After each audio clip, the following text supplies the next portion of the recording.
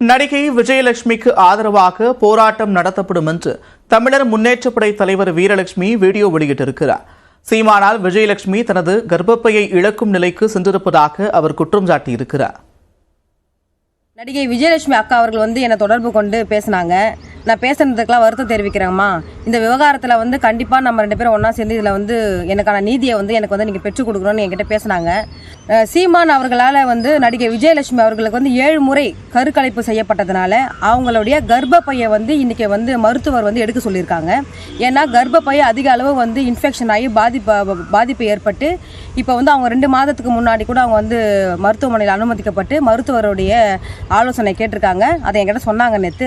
நடிகை விஜயலட்சுமி அவர்களுக்கு ஆதரவாக நிற்கிறவங்க யாருன்னு பார்த்தீங்கன்னா, பெண்மையை போற்றவங்க, பெண்மையை மதிக்கிறவங்க, கற்பனா என்னன்னு தெரிஞ்சவங்க தான் இன்றைக்கி விஜயலட்சுமி அவர்களுக்கு ஆதரவாக நிற்கிறாங்க.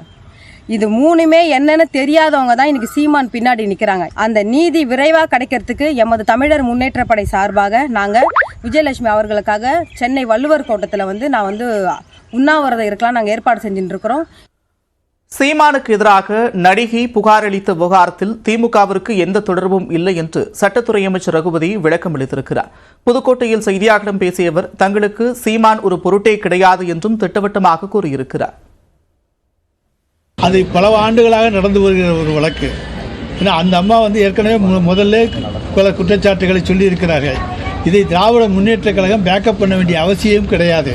நாங்கள் இதில் தலையிடவே இல்லை. உயர்நீதிமன்றத்தினுடைய வழிகாட்டுதலின்படி இப்பொழுது வழக்கு பதிவு செய்து இந்த வழக்குகள் நடந்து கொண்டிருக்கின்றன. அதிலிருந்தே தெரிந்து கொள்ளலாம் இதில் திராவிட முன்னேற்ற கழகத்துக்கு எந்த பின்புலமும் கிடையாது என்பதை தெரிந்து கொள்ளலாம். சீமானை பார்த்து பயந்துதான் அவரை சமாளிக்க முடியாதனால தான் இது மாதிரி செயலில் ஈடுபடுறீங்க. அதான் நான் சொல்லிட்டேனுங்க. எங்களுக்கு அவரெல்லாம் சமாளிக்கிறது ஒரு தோசு, ஒன்றும் பிரச்சனையே கிடையாது. ஆனால் நாங்கள் இதில் தலையிட்டிருந்தோம் என்றால் வழக்கு எப்படியோ திசை திருப்பி இருக்கலாம். சேலத்தில் கருவில் உள்ள சிசுவின் பாலினத்தை கண்டறிந்து கூறிய ஸ்கேன் மையத்திற்கு மருத்துவத்துறை அதிகாரிகள் சீல் வைத்தனர். சேலம் வீராணம் கோழிப்பண்ணை பேருந்து நிறுத்தம் அருகே செயல்பட்டு வந்த தனியார் ஸ்கேன் மையத்தில் கருவில் உள்ள குழந்தைகளின் பாலினத்தை கண்டறிந்து கூறுவதாக புகார் எழுந்து வந்தன.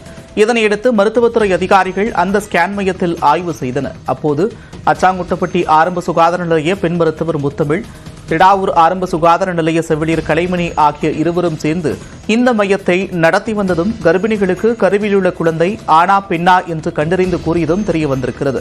இதனைத் தொடர்ந்து அந்த ஸ்கேன் மையத்திற்கு சீல் வைத்திருக்கின்றனர். இது தொடர்பாக பெண் மருத்துவர் முத்தமிழ், செவிலியர் கலைமணி, ஆத்தூர் ஆரம்ப சுகாதார நிலைய செவிலியர்கள் வனிதா, வசந்தி, மங்கை, ராணி, கலைச்செல்வி, மகேஸ்வரி ஆகியோர் பணியிடை நீக்கம் செய்யப்பட்டிருக்கின்றனர். ஸ்கேன் சென்டரில் கருவில் இருக்கும் குழந்தையின் பாலினத்தை கண்டறிந்து கருவை கலைக்க சேலத்தில் உள்ள தனியார் மருத்துவமனைகளுக்கு கர்ப்பிணிகளை அனுப்பியதும் தெரிய வந்திருக்கிறது.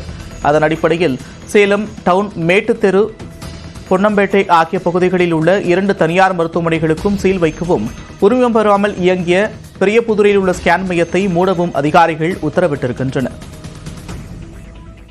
விழுப்புரம் அருகே பெற்றோர் பேச்சை கேட்டு காதலை கைவிட நினைத்த காதலருக்கு தேநீரில் காதலி எலி பேஸ்ட் கலந்து கொடுத்த சம்பவம் அதிர்ச்சியை ஏற்படுத்தியிருக்கிறது. விழுப்புரம் மாவட்டம் கிரிமேடு கிராமத்தைச் சேர்ந்தவர் ஜெயசூர்யா தனது வீட்டருகே உள்ள உறவுக்கார பெண்ணான ரம்யாவை காதலித்து வந்திருக்கிறார். இந்நிலையில் தங்கை உறவு முறை கொண்ட பெண்ணை காதலிப்பது குறித்து ஜெயசூர்யாவின் பெற்றோர் கண்டித்திருக்கின்றனர். இதனால் ரம்யாவுடனான பழக்கத்தை ஜெயசூர்யா குறைத்திருக்கிறார். இதனை ஏற்றுக்கொள்ளாத ரம்யா தேநீரில் எலி பேஸ்ட் கலந்து அதை ஜெயசூர்யாவுக்கு வழங்கியிருக்கிறார். மேலும் தேநீரில் எலி பேஸ்ட் கலந்தது குறித்து ஜெயசூர்யாவுக்கு வாட்ஸ்அப் மூலம் ரம்யா தெளிவுபடுத்தியிருக்கிறார். இதனையடுத்து ஜெயசூர்யா விழுப்புரம் அரசு மருத்துவமனையில் அனுமதிக்கப்பட்டார். தொடர்ந்து மேல் சிகிச்சைக்காக சென்னை ஸ்டான்லி மருத்துவமனையில் ஜெயசூர்யா அனுமதிக்கப்பட்ட நிலையில் அவருக்கு கிட்னி செயலிழந்திருப்பதாக மருத்துவர்கள் தெரிவித்திருக்கின்றனர்.